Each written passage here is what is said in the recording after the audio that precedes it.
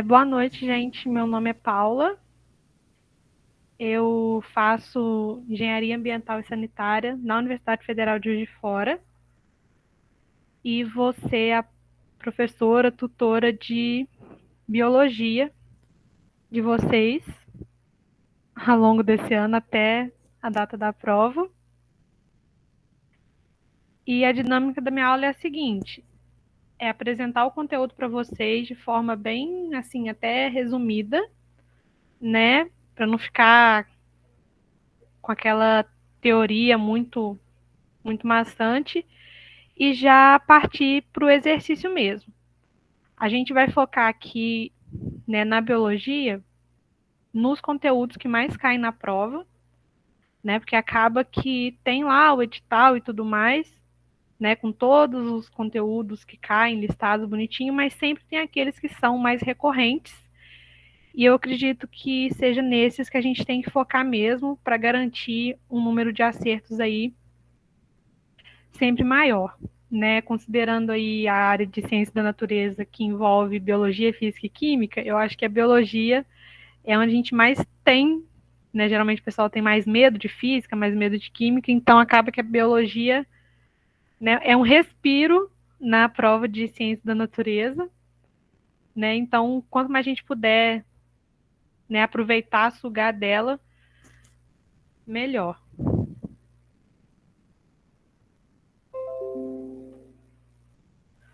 Bom, eu listei aqui para vocês os conteúdos que mais caem, né, que vem se repetindo, que sempre acaba acontecendo mais na prova do Enem. Aí são eles aí, ó: ecologia e meio ambiente, genética e evolução, fisiologia humana, citologia, histologia, botânica, zoologia, biotecnologia e engenharia genética, biomas brasileiros e biodiversidade, ciclos biogeoquímicos, microbiologia e vírus. Esses biomas brasileiros e biodiversidade, ciclos biogeoquímicos, né, que são aí o 8 e o 9, acaba entrando um pouco dentro de ecologia e meio ambiente também. Tanto é que a aula de ecologia vai ser aí dividida em duas. Uma parte eu vou dar hoje e a próxima na próxima aula, que for de biologia. Né? E na próxima parte a gente vai acabar falando, né, de biomas e ciclos biogeoquímicos. Essa parte de biomas também a gente vê um pouquinho na geografia. Então é bom que vocês vão ter aí, dependendo das duas matérias, para ver o mesmo conteúdo e ajudar aí a fixar melhor. Bom, então vamos começar a aula, né? Vamos falar aí de ecologia. Ecologia vai ser a ciência que vai estudar a relação dos seres vivos entre si, e também, né, dos seres vivos, a interação deles com o meio ambiente, né? Ela vai se dividir em níveis de organização. A ecologia vai se dividir em níveis, e os níveis vão ser população, comunidade, ecossistema e biosfera. Tem aí um esqueminha, né? A gente partindo ali do organismo, por exemplo, né? O organismo é um único indivíduo, ele, né, se agrupa em populações, as populações se agrupam em comunidades, as comunidades, né, quando interagem entre si, formam um ecossistema, né, pelo esqueminha do lado, né. Aí, dentro de um bioma, a gente tem ecossistema, e todos os biomas juntos aí vão formar o que a gente chama de biosfera, mas a gente vai falar desses conceitos separadamente nos próximos slides, né. Vamos começar aí definindo população, né, basicamente vai representar aí o conjunto de indivíduos de uma mesma espécie que vão viver e ocupar uma mesma área, né. Logo em seguida a gente já vai partir para a comunidade, que vai representar aí um conjunto de populações de seres vivos de diferentes espécies que vão manter ali uma relação entre si em um mesmo habitat, em um mesmo local ali. A gente tem ali outro esqueminha, né? Organismo, população, comunidade, ecossistema e biosfera. E a gente já parte aí para a definição de ecossistema. Gente, se tiver alguma dúvida, qualquer coisa, pode mandar aí no chat, ou às vezes tem a opção aí de levantar a mãozinha, né? Pode colocar aí a dúvida ou levantar a mão para se quiser falar no microfone também. A gente está aí à disposição. Então, voltando, o ecossistema ele vai ocorrer, né, quando os fatores bióticos e abióticos, né, vão se relacionar entre si. Mas aí, né, o que viriam a ser esses fatores bióticos e abióticos. Né, os fatores bióticos vão ser os seres vivos de um ecossistema, então vão ser as plantas, os animais, as bactérias, tudo que tiver vida vai fazer parte do fator biótico. Geralmente, em definições de termos, né, quando vem a letrinha A antes da palavra, né, igual a gente tem bióticos e abióticos, o A sempre vai significar negação. O A antes da palavra sempre vai significar uma negação ali. Então, se biótico são seres vivos, abióticos vão ser os seres não vivos, né? Os fatores abióticos vão ser o conjunto de componentes físicos e químicos do meio, ou seja, aquilo que não tem vida. Fatores como a umidade, a temperatura ali do local, né, a quantidade de luz, luminosidade. Essa aí, então, é a diferença entre os fatores bióticos e abióticos. E o ecossistema é formado pela junção desses fatores aí. E aí a gente parte para a biosfera, que vai ser o conjunto de todos esses ecossistemas que vão estar presentes ali, né, na nossa Terra.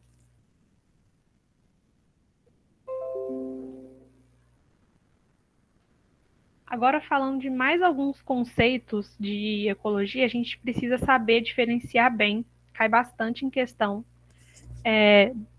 de prova, né? Essa diferença aí entre habitat e nicho ecológico. O habitat vai ser realmente o local onde aquela espécie vive. Por exemplo, aí o habitat do leão é a savana e o habitat do tatu são as florestas. Já o nicho ecológico, ele vai ser diz respeito às atividades de uma espécie. Ou seja, o modo de vida, geralmente é como se fosse a profissão, né, daquela espécie dentro do habitat, né? Então, por exemplo, diferenciando aí habitat de nicho ecológico, o habitat é o endereço, né, o local mesmo físico ali, e o nicho ecológico vai ser a profissão, né? Vai envolver ali o que essa espécie, no que essa espécie contribui ali para aquele ecossistema. Aí a gente tem ali o exemplo aqui do lado, né? O animal aí é o leão, o nicho ecológico dele, né, a profissão dele é de predador. E o habitat, né, vai ser a savana africana. Muito importante ter esses dois conceitos aí bem gravado, saber a diferença, porque realmente vocês vão ver ali que eu tirei algumas questões, né, de provas antigas para resolver com vocês, que acaba caindo bastante.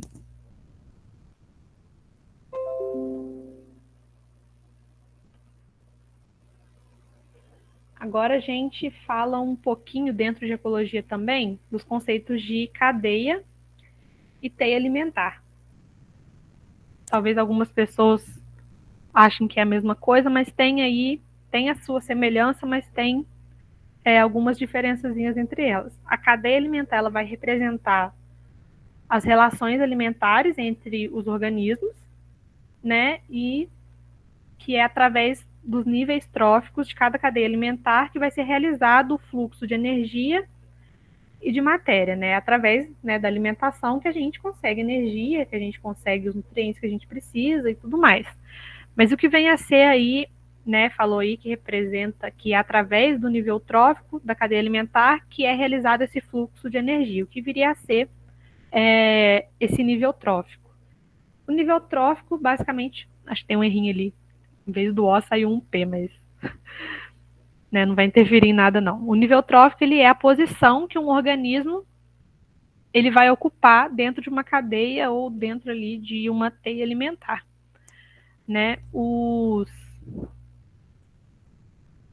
Então, o que a gente tem de nível trófico? A gente tem primeiro, segundo, terceiro, são níveis mesmo. No primeiro nível trófico, geralmente a gente sempre vai ter um produtor, e são os seres autótrofos, os seres que produzem o próprio alimento, que geralmente são aí as plantas, né? Elas são capazes de realizar fotossíntese, então elas produzem aí o próprio alimento. Geralmente no primeiro nível trófico, geralmente não, sempre no primeiro nível trófico a gente vai ter um produtor. Já no segundo nível trófico, a gente tem um consumidor primário, que é aquele que vai se alimentar do produtor. Então, o que se alimenta do produtor está sempre no segundo nível trófico e é o consumidor primário. Por exemplo, um peixe que se alimenta de uma alga, a alga está no primeiro nível trófico, ela é a produtora, e o peixe é o consumidor primário. Né? Aí a gente vem para o terceiro nível trófico. O terceiro nível trófico é o consumidor secundário. Né? Então, como eu falei, o peixe se alimentou da alga ali, aí vai o ser humano e vai e se alimenta do peixe. O ser humano está...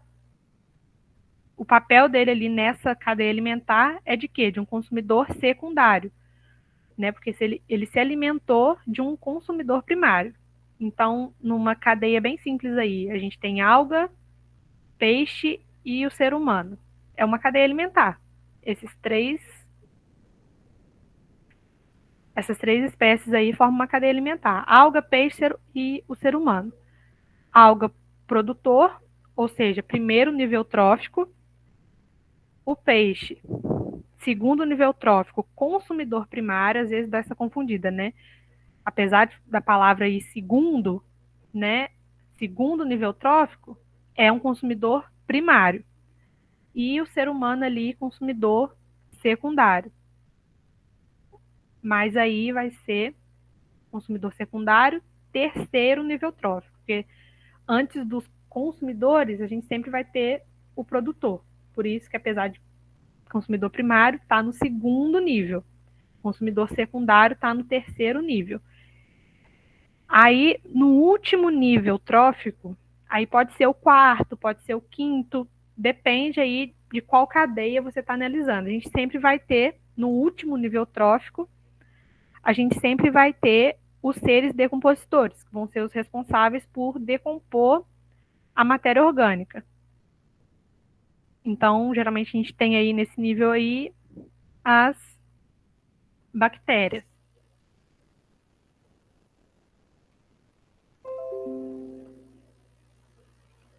Se, por exemplo, a gente considerar aí adicionar os decompositores naquela primeira cadeia que eu tinha falado, né? Alga, peixe, ser humano e os decompositores. Vão ser a alga, produtor, primeiro nível trófico, o peixe, segundo nível trófico, consumidor primário, o ser humano, terceiro nível trófico, consumidor secundário, e os decompositores vão estar aí no quarto nível trófico.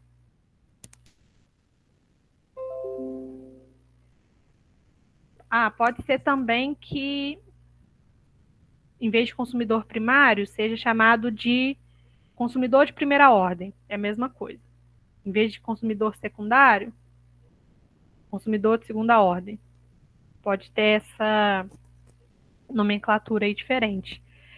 Aí os consumidores vão ser sempre seres heterotróficos, né, que não produzem o próprio alimento, por isso que precisam se alimentar aí de outras espécies.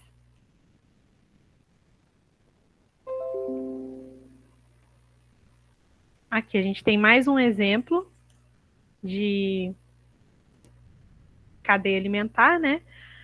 Aqui a gente vai ter como produtor as plantas, como consumidor primário o camundongo, que vai se alimentar das plantas, consumidor secundário a cobra, que vai se alimentar do camundongo, e como consumidor terciário, que a gente não tinha lá na outra cadeia, a gente vai ter, né, a águia, que vai se alimentar aí da cobra. A gente poderia adicionar aí, né? A gente tem 4 níveis tróficos nessa cadeia, aparentemente, mas a gente pode adicionar um quinto aí, que seriam os decompositores.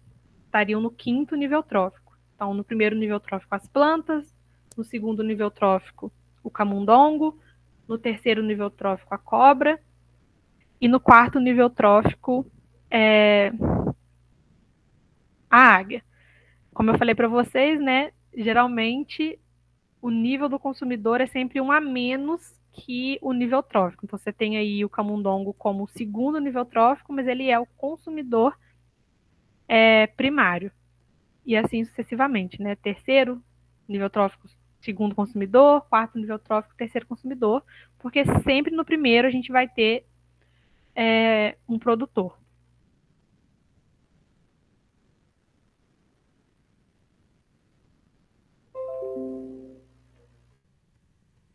Aqui a gente já vai ter um exemplo de uma teia alimentar. Vocês conseguem perceber qual que vai ser a principal diferença? Numa cadeia a gente tem uma setinha para cada componente dessa cadeia. Já na teia alimentar, né, as setinhas ali, né, elas podem um indivíduo ali, um ser pode estar com mais de uma setinha apontada. Por isso que em vez de cadeia é uma teia alimentar. Porque, por exemplo, ali a, a galinha ela pode se alimentar tanto de frutos como de plantas. Você vê que tem ali a setinha da planta e a do fruto apontada para a galinha. E ela, né, pode se alimentar também ali de formiga, né? E ela pode servir de alimento para mais, né, de um animal ali também. Por isso que é uma teia alimentar ao invés de uma cadeia alimentar. Vou voltar aqui, ó. Pera. Na cadeia alimentar, a gente tem sempre uma setinha para cada lugar, né? Para cada indivíduo ali. Já na teia, as setas meio que se embaralham, né? Porque um produtor pode servir de alimento para vários outros animais, um animal pode servir de alimento para mais de um animal, por exemplo. Essa vai ser aí a diferença entre teia e cadeia alimentar.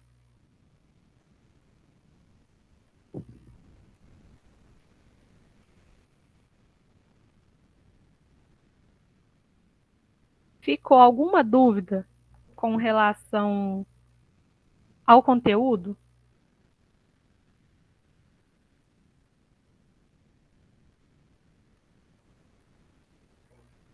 Se quiserem falar, pode só escrever aí no chat e mandar, que às vezes a pessoa fica com vergonha de ligar o microfone.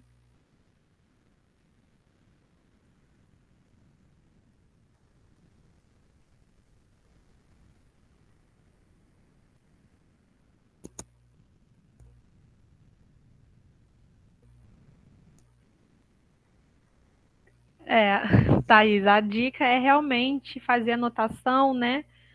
Fazer um resuminho ali para estar sempre olhando. E o mais importante que a gente vai fazer agora, né, é fazer o exercício para fixar, né? Às vezes depois da aula você faz o exercício novamente, se você ficou com alguma dúvida, podem mandar para a gente também se surgir alguma dúvida depois. Às vezes também está fazendo um exercício fora dos que eu coloquei aqui e surgiu alguma dúvida, pode mandar para a gente que a gente tenta responder aí para vocês. Bom, vamos para a prática agora, né? A gente tem aí uma tirinha da Mafalda, eu vou ler aqui, né? Tenho que fazer uma redação sobre a vaca. O que será que eu escrevo? A vaca vive no campo, ela come pasto, pasto e mais pasto, muito pasto. Depois a vaca vem para a cidade e a gente come ela e pronto. Quer dizer que para você a vaca é um intermediário entre o pasto e nós? Aí vem uma perguntinha embaixo. A posição ocupada pela vaca na interação apresentada na tirinha vai caracterizar ela como: letra A, produtora; letra B, consumidora primária; letra C, consumidora secundária; letra D, consumidora terciária; ou letra E, decompositora. Vou dar aí 2 minutinhos para alguém me responder aqui no chat.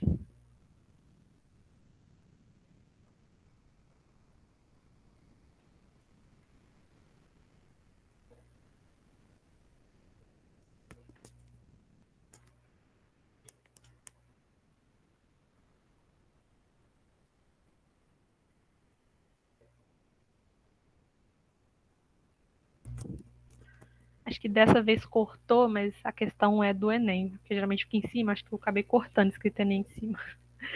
Mas é a questão da prova. Ó, já responderam, ó. Exatamente. Letra B, consumidora primária. É a primeira ali a se alimentar do produtor, né? No caso ali, a planta ali, no caso, é o pasto. Muito bem. Vendeu, Maria Clara e Otávio, que responderam essa. Tem mais, gente. Tem mais aí pra frente. Quero ver vocês continuar participando. Alguém ficou com dúvida nessa questão? Achou que era outra alternativa? Concorda com o que o pessoal respondeu, letra B?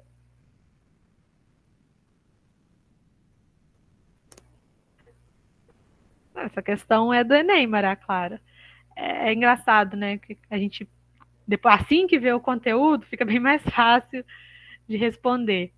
Por isso que é bom, às vezes, sempre ir, voltar um pouquinho, sabe? Porque às vezes um conteúdo que você vê agora tá fácil agora, né? Tá fresco na cabeça agora, mas ali, lá em novembro, né? Você já não faz, não lembra de muita coisa. Então, às vezes, é sempre bom voltar um pouquinho num conteúdo, né? Para não deixar ele ficar esquecido aí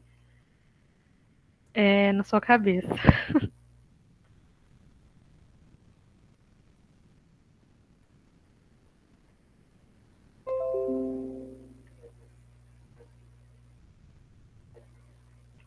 Ó, mais uma. O menor tamanduá do mundo é solitário e tem hábitos noturnos. Passa o dia repousando, geralmente em um emaranhado de cipós, com o corpo curvado de tal maneira que forma uma bola. Quando em atividade, se locomove vagarosamente e emite som semelhante a um assobio. A cada gestação gera um único filhote.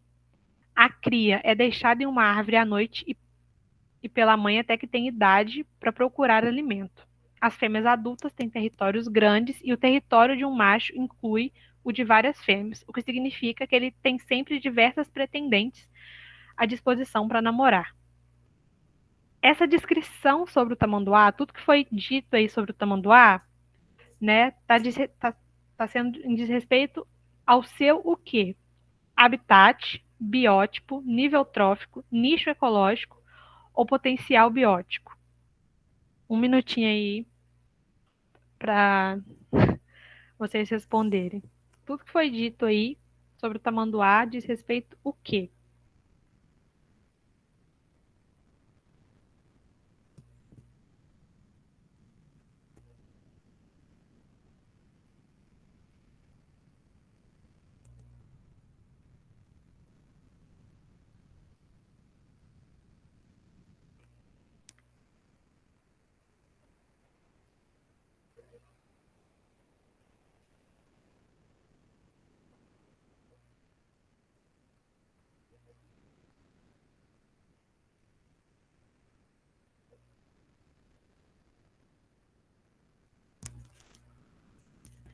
Quem respondeu?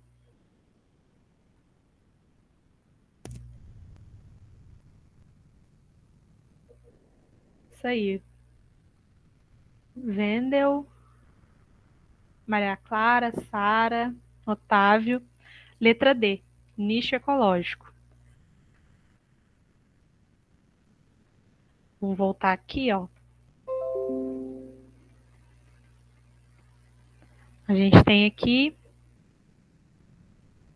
a diferença para teve um aí que colocou habitat, é diferente, né? O habitat é realmente o local ali onde vive uma espécie, e o nicho ecológico, como está sendo descrito ali do tamanduá, diz respeito às atividades que uma espécie executa, né? Tudo sobre o seu modo de vida e principalmente sobre o seu, né, comportamento alimentar. Isso que é a definição de nicho ecológico, né? Tudo o que essa espécie faz, quais são as atividades que ela realiza, como é que é o seu modo de vida, o que, que ela come, o que, que ela faz, né? E é exatamente o que esse texto aí está mostrando para a gente. Ele está mostrando o modo de vida, né, do tamanduá. Né? Ele tem hábitos noturnos, como ele se locomove, como é que é a gestação e tudo mais. Tá exemplificando aí para a gente, colocando aí para a gente exatamente como que é o modo de vida dessa espécie, que é justamente a definição de nicho ecológico. Letra D. Ficou alguma dúvida ainda, Alexandre, do porquê que não é letra A?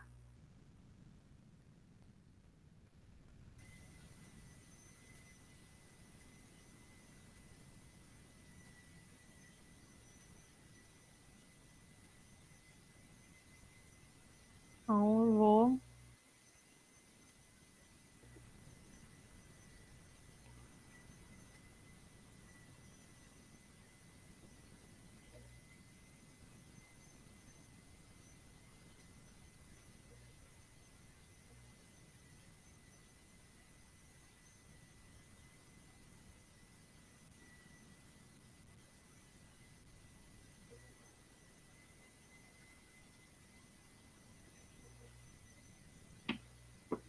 Biotopo, biótopo.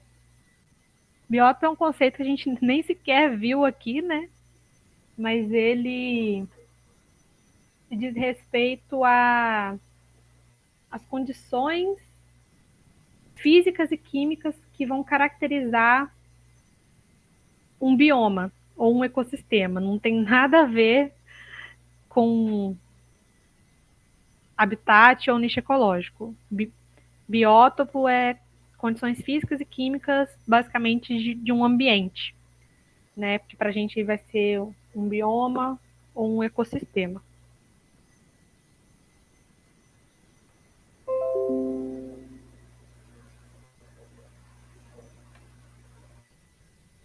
Vamos para a próxima. A figura representa uma cadeia alimentar em uma lagoa. As setas indicam o sentido do fluxo de energia entre os componentes dos níveis tróficos.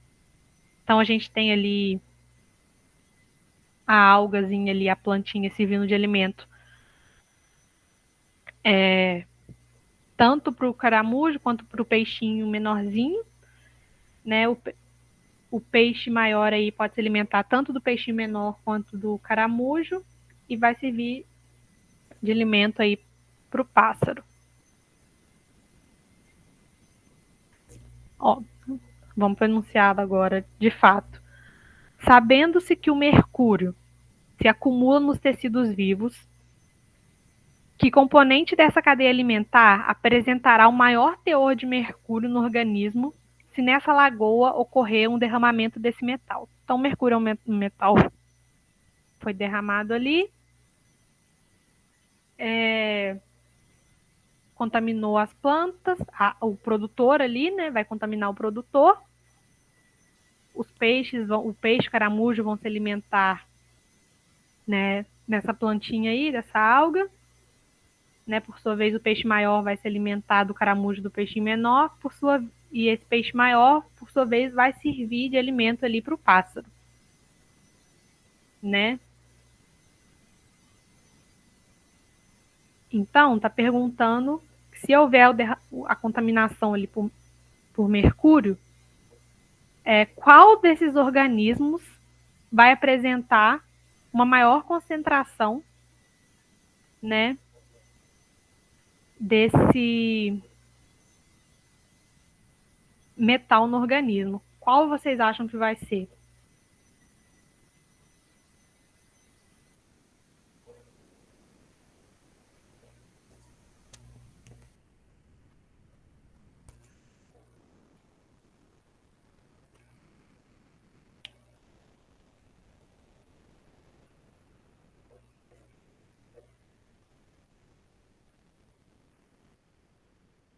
Bom, já respondeu aqui. Letra A. A maioria respondeu letra A. As aves, pois os predadores do topo dessa cadeia, porque são os predadores do topo dessa cadeia, acumulam mercúrio incorporado pelos componentes dos demais elos. Exatamente. Né? Quanto mais no topo tiver, né,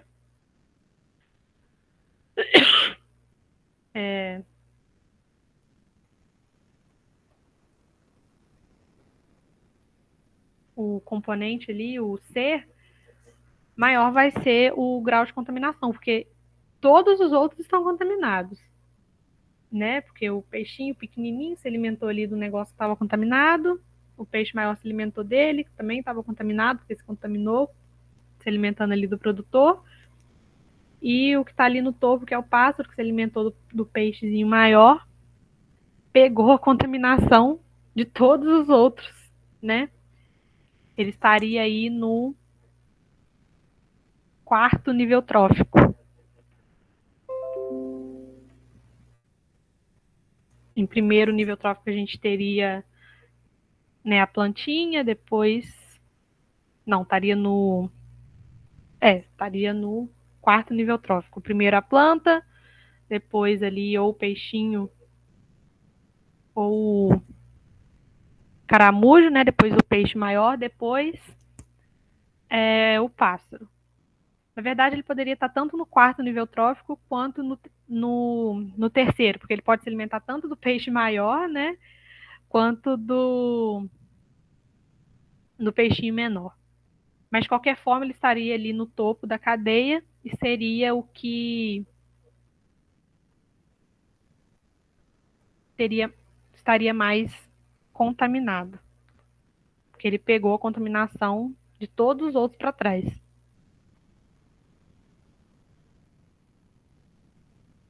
Então, resposta certa, letra A mesmo.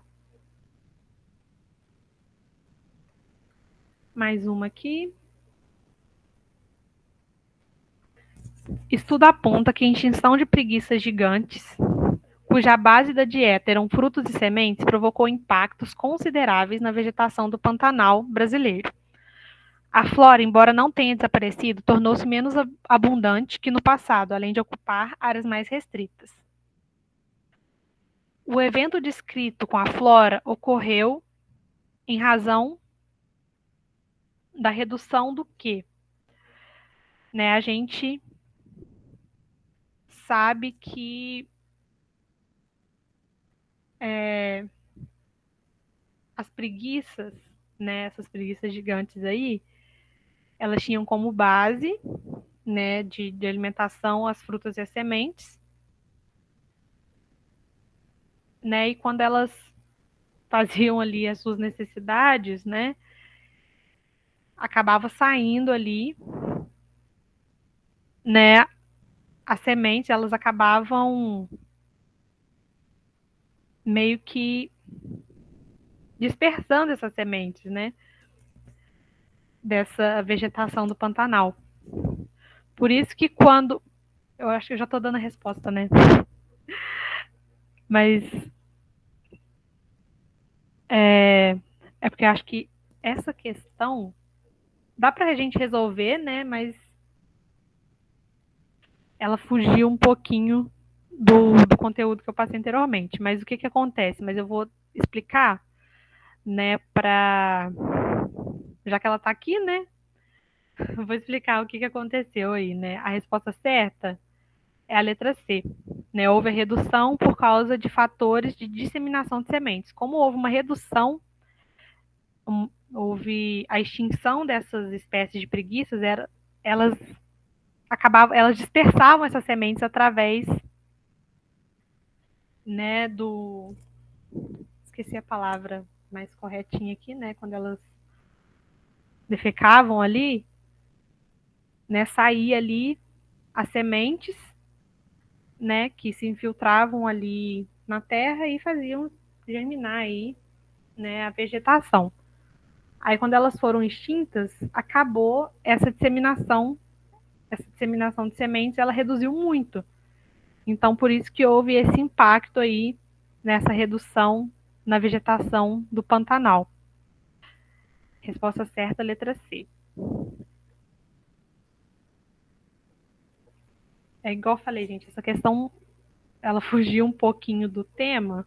Ela tá dentro de ecologia, mas acabou fugindo um pouquinho do tema da aula e eu só resolvi ela aqui porque ela já estava aqui mesmo. Mas vamos para a próxima, que eu acredito que vai voltar aí para a nossa realidade. O uso de defensivos agrícolas é preocupante pela sua toxicidade aos ecossistemas, tanto ao meio biótico como abiótico, afetando as cadeias alimentares. Alguns defensivos, como o DDT, por serem muito estáveis, entram nas cadeias alimentares e permanecem nos ecossistemas. Então a gente tem aí, né, o milho, o gafanhoto, o sapo, cobra e o gavião. Né, o milho como produtor da cadeia alimentar, o gafanhoto como consumidor primário, o sapo como consumidor secundário, a cobra como consumidor terciário e o gavião como consumidor quaternário. A gente tem aí um exemplozinho aí de cadeia alimentar. Aí, com base nas informações na figura e o elo da cadeia alimentar, quem vai apresentar as maiores concentrações do defensivo? Questão bem parecida com a penúltima aí que a gente resolveu. Qual é o que vocês acham que vai ser o indivíduo aí com maior concentração de defensivo agrícola no organismo?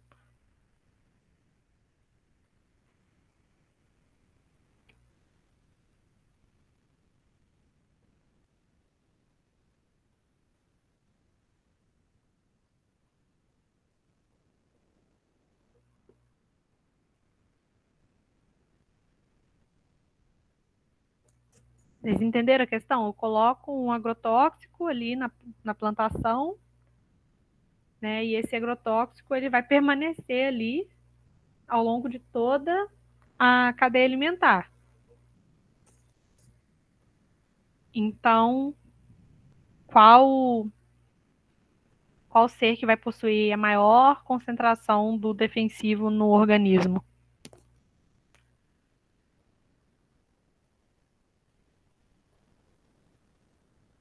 Isso aí, gente. Maria, Otávio, Wendel, Sara, Alexandre, Josué. Gostando de ver.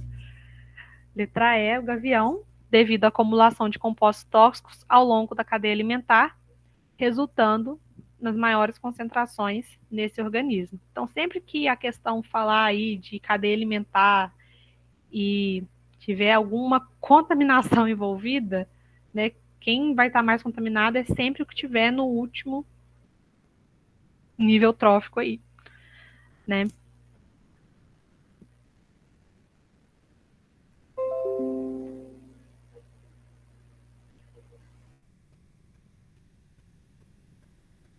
Mais uma.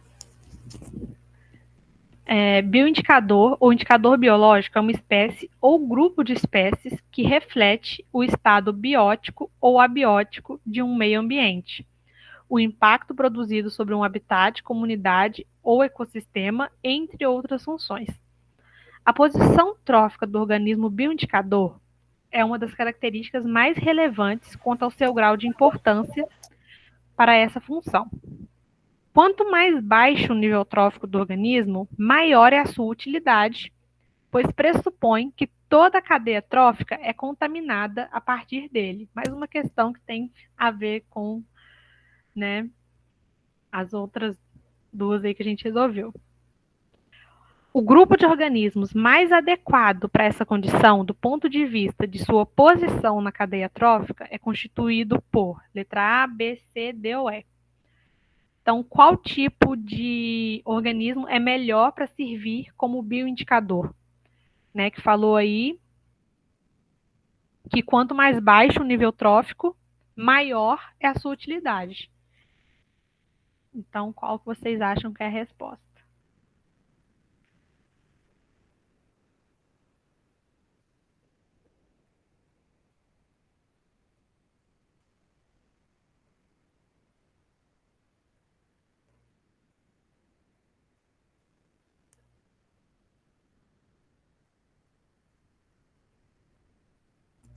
Isso aí, galera. Letra A. Algas, que vão ser aí produtoras, está no primeiro nível trófico, como o próprio enunciado já diz, né? Quanto menor o nível trófico, maior vai ser a sua utilidade, né? Porque a gente pressupõe que toda a cadeia a partir daí vai ser contaminada.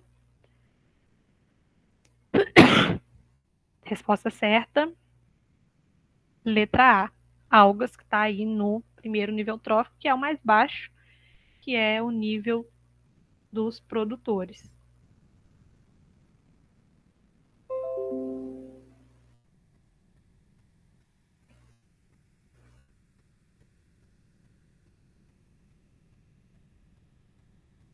Mais uma. Os personagens da figura estão representando uma situação hipotética de cadeia alimentar. A gente tem aí o ser humano, né? Um leão, um abutre ali em cima, todos pensando aí no que eles estão querendo. A gente vai aí para o enunciado. Suponha que na cena anterior apresentada, o homem tenha se alimentado de frutas e grãos que conseguiu coletar. Na hipótese de, nas próximas cenas, o tigre ser bem sucedido e depois servir de alimento aos abutres, o tigre e o abutre vão ocupar, respectivamente, quais níveis tróficos. Então, está perguntando aí qual que vai ser o nível trófico do tigre e qual que vai ser o do abutre. Lembrando que o ser humano vai ter se alimentado de frutos, né? O tigre vai ter se alimentado do ser humano e o abutre, por sua vez, do tigre. Aí, qual seria o nível trófico do tigre e qual seria o nível trófico do abutre? A, B, C, D ou E?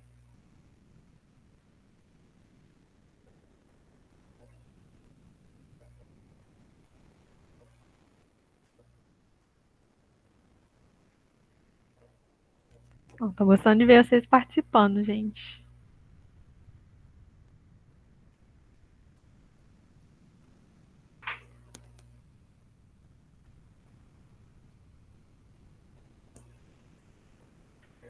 Isso aí.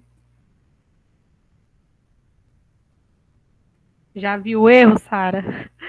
Luiz, Maria, Otávio, Wendel, Alexandre. Letra C.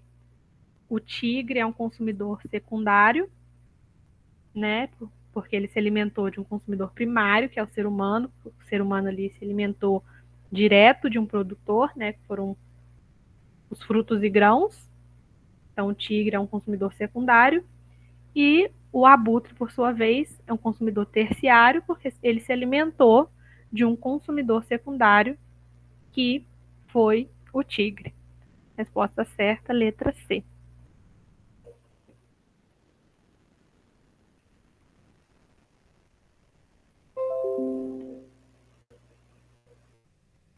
Ficou alguma dúvida, gente?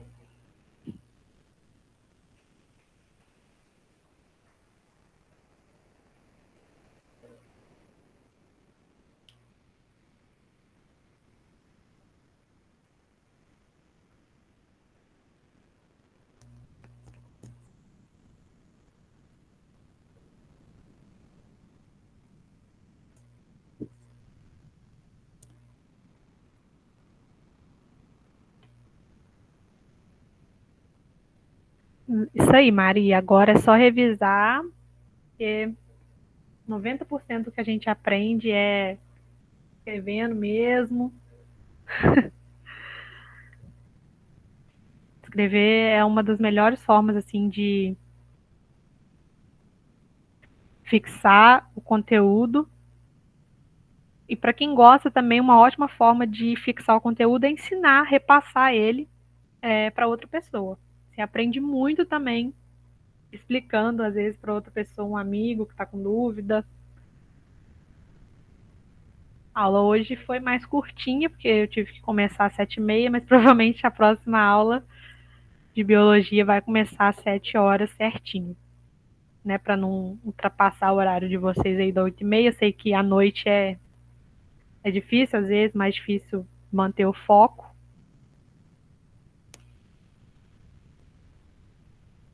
Mas é isso, eu vou estar sempre tentando manter aí essa dinâmica, né, de passar o conteúdo, partir para o exercício. Tem conteúdo que tem mais teoria, tem conteúdo que tem menos teoria, né? Os conteúdos que tem mais teoria eu vou estar sempre tentando dividir em duas partes, igual a ecologia vai ter uma próxima parte, para não ficar tão maçante a aula ficar mais dinâmica e fluir melhor, vocês conseguirem participar melhor. E é isso.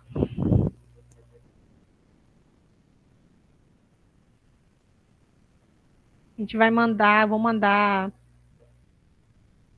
o slide, disponibilizar o slide para vocês no grupo também.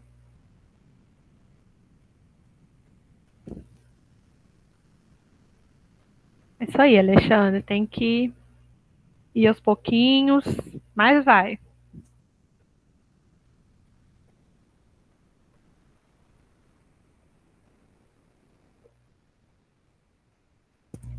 O link do grupo foi mandado por e-mail de vocês, Sandro.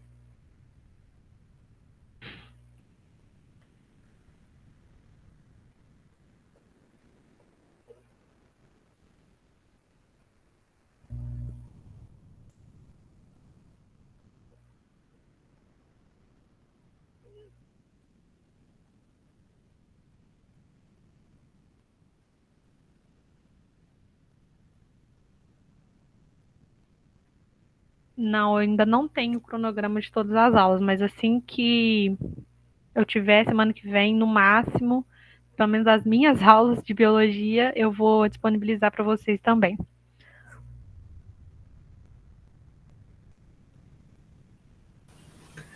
Boa noite, pessoal. Nós já temos o cronograma dessa semana, tá? Amanhã nós vamos ter aula de filosofia, começando às 19 horas, e na quinta-feira vamos ter aula de matemática, também começando às 19 horas.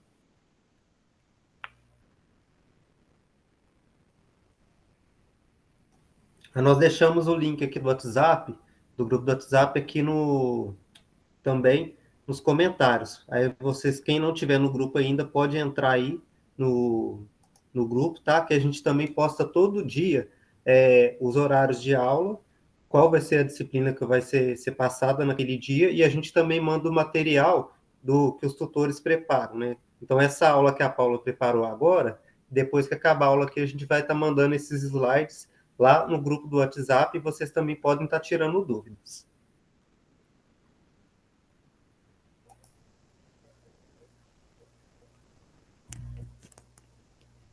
Então é isso, gente. Boa noite. Até semana que vem.